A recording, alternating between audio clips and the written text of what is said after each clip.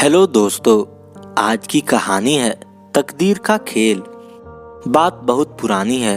गुजरात के सूरत शहर में मनसुख लाल नाम के एक व्यापारी थे। इनका कीमती रत्न का कारोबार था। इनका कारोबार दुनिया के कई देशों में फैला हुआ था। पूरे सूरत शहर में इनका मान और सम्मान था। मनसुख लाल के दो बेटे थे जिनका नाम रामलाल और श्यामलाल था। रामलाल को दौलत और रुतबे का बहुत घमंड था, जबकि श्यामलाल एक शरीफ और सुलझा हुआ इंसान था। घमंड के साथ साथ रामलाल में ईर्ष्या और बेईमानी जैसे अवगुण भी थे। समय के साथ साथ मनसुख लाल की उम्र बढ़ती जा रही थी। ऐसे में उनके दोनों बेटों ने कारोबार में पिता का अधिक से अधिक हाथ बटाना शुरू कर दिया था। कुछ समय के पश्चात मनसुख लाल चल बसे और कारोबार का पूरा भार रामलाल और श्यामलाल के कंधों पर आ गया। बड़ा भाई होने के नाते रामलाल ने व्यापारिक फैसलों में अपनी मर्जी की चलानी शुरू कर दी।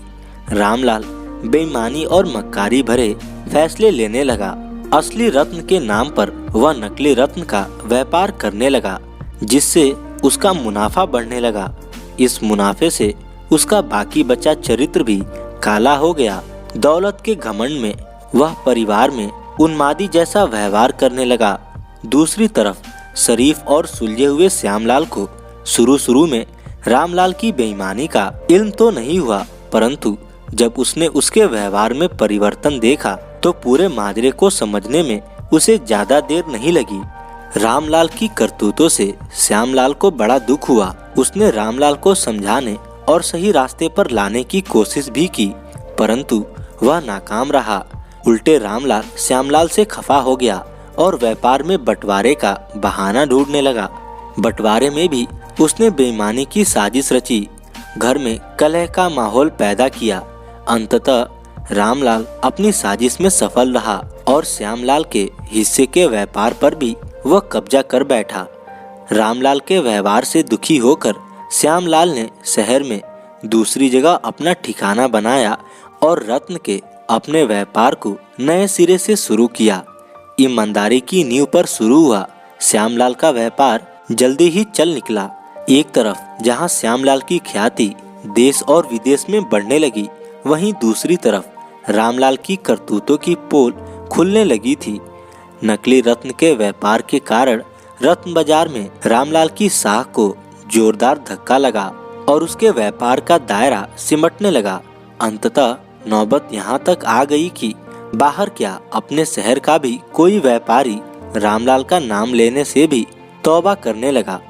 अब तो नौबत यहाँ तक आ गई कि रामलाल को धन के अभाव में अपना घर, दुकान, सामान तक बेचना पड़ रहा था। जल्दी ही रामलाल के हाथ से सब कुछ निकल गया और वह परिवार सहित सड़क पर आ गया। अब रामलाल को अपने किए पर पछतावा हो रहा था, परंतु उसकी तकदीर ने जो खेल खेल दिया था उससे आसानी से पीछे आना उसके लिए संभव नहीं था। दूसरी तरफ श्यामलाल की तकदीर का खेल था, जिसकी बदौलत वह रंग से राजा बन गया था। जब रामलाल की बदहाली की खबर श्यामलाल को लगी तो उसे बड़ा दुख हुआ। पुरानी बातों को भूलकर वह भागा भागा अपने बड़े भाई रामलाल के पास पहुंचा और रामलाल के लाख मना करने के बाद भी उसे परिवार सहित अपने पास ले आया।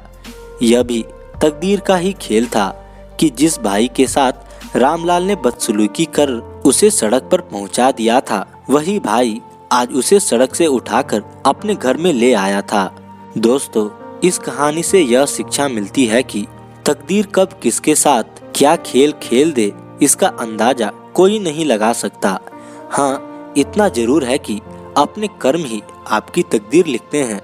जिस तरह रामलाल और श्यामलाल के कर्मों के आधार पर तकदीर ने उसके साथ खेल खेला था, इसी तरह अच्छे कर्म करते रहना चाहिए। क्या पता कल तकदीर आपके साथ क्या खेल खेल जाए। इसीलिए कहते हैं तकदीर का खेल निराला है। धन्यवाद दोस्तों।